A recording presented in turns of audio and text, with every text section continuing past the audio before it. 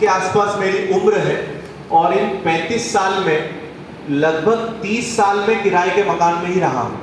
मतलब पैदा होते से लेके पिछले 5 साल जीवन के हटा दिए जाए तो 30 साल हमारा पूरा परिवार किराए के मकान में ही निकाला है हमने सबने, है ना। अभी हमने एक घर लिया है। ये मेरा बचपन का घर है जहाँ पे मेरा पूरा बचपन बीता है और ये खिड़कियाँ का है। अब आप अच्छा इसमें भी ना ये 2 घर हैं, आप ये मत समझना इतना पूरा पूरा हवेली हमारी है, ये आधी है। और ये मैं 3-4 साल पहले मुझे बहुत इस घर की याद आ रही थी कि मुझे ना वो घर देखने जाना है जहाँ पे मैंने 10-12 साल अपने बचपन के बिताए हैं। ये घर अब बहुत अच्छा हो गया है, मतलब बहुत अच्छी स्थिति में है। जब हम रहते थे तब तो इसकी स्थिति और बेकार थी। तो ये मैंने अपने मोबाइल से ही फोटो खींची थी अभी 3-4 साल पहले, और हमारा ये जो येलो वाला है ये हमारा घर था। तो यहाँ हम रहे, है ना। इस फोटो से आप अंदाजा लगा ही सकते हैं कि क्या स्थिति रही होगी।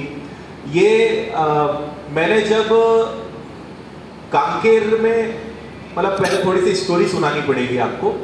मैंने 12 सिलेक्शंस लिए, उसमें से मैंने सोचा कि कहीं पे कुछ ज्वाइन कर लेते हैं। तो मैंने LIC एडमिनिस्ट्रेटिव ऑफिसर ज्वाइन किया था, LIC का AAO। और पढ़ाने का बहुत ज़्यादा क्रेज था, पढ़ाना बहुत पसंद है और हमेशा से था। मैंने वहाँ पे भी पढ़ाना चालू कर दिया था। तो ये वो जो उधर वो मैं ही हूँ जो आपको वहाँ दिख रहा है ना। और ये मेरा पहला बैच था वहाँ पे कांकेर, जो छत्तीसगढ़ में है। मेरी पहली पोस्टिंग छत्तीसगढ़ में हुई थी। और कांकेर किसी ने सुना है आप में से? कुछ ही लोगों ने सुना है। आपने दंतेवाड़ा, जगदलपुर तो सुना होगा। वो पूरा जो है ये बस्तर क्षेत्र है, बस्तर संभाग है।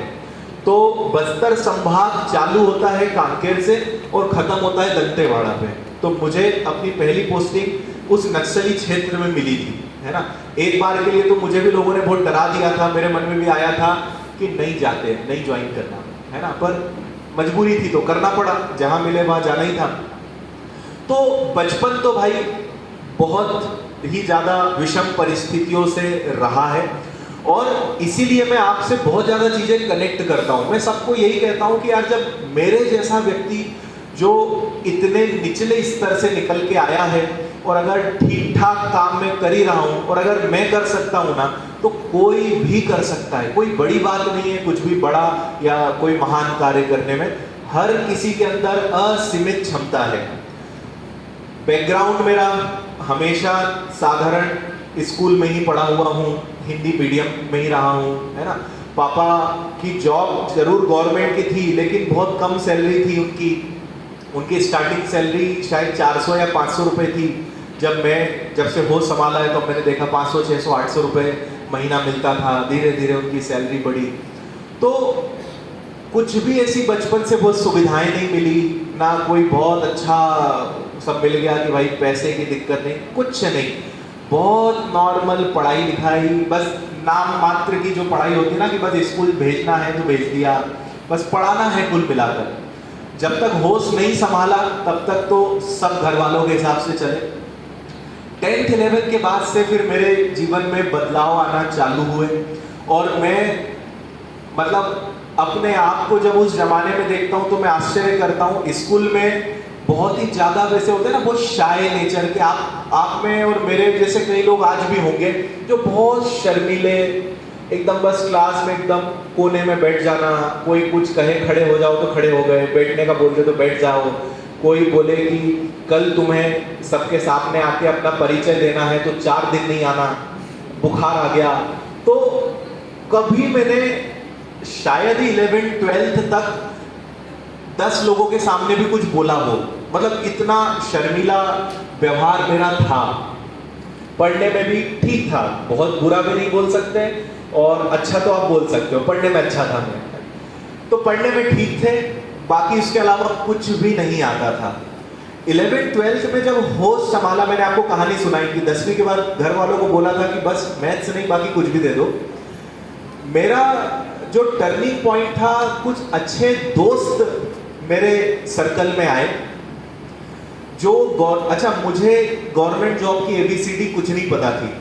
मेरे दोस्त उस समय, मेरा एक दोस्त था मनीष झा, और वो उस जमाने में, मतलब मैं बात कर रहा हूँ 2007 की, वो बैंकिंग की तैयारी करता था।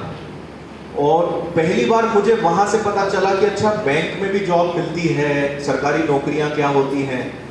और उस समय मैंने बस 12th कंप्लीट किया था और संयोग से उस समय एक वैकेंसी निकल गई state bank of India clerk की। मैंने अपने जीवन का पहला सिलेक्शन 2008 में लिया था state bank of India clerk, और मुझे उसमें रायपुर ज्वाइनिंग मिली थी, पर मैंने उसको ज्वाइन नहीं किया, है ना। वहीं से नौकरी छोड़ने का जज्बा आ गया था।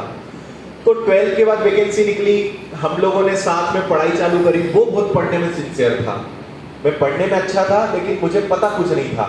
उसके साथ पढ़ाई चालू करी, थोड़ा सा समझा मैंने। वहाँ पे तब तक कोई कोचिंग्स भी नहीं थी हरदा में ऐसी कि हम कहीं कोचिंग या कुछ कर पाए।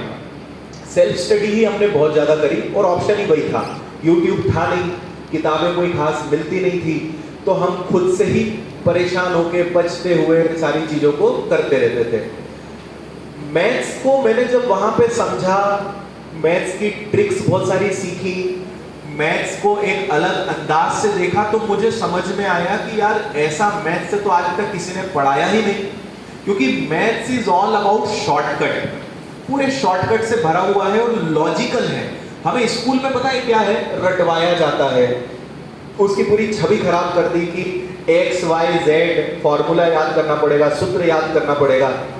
आप में से जिन लोगों ने पढ़ा है उन्होंने देखा होगा कि मैं जो एडवांस मैथ्स है वो ठीक है, लेकिन अरिथमेटिक में कोई फॉर्मूला रटवाता ही नहीं, मैं एक्स से कोई सवाल करके बताता ही नहीं, क्योंकि कोई किताब में नहीं सीखा, वो हमने खुद से ही कर करके सीखा, क्योंकि मजबूरी थी उस समय कि कोई सिखाने वाला होता नहीं था।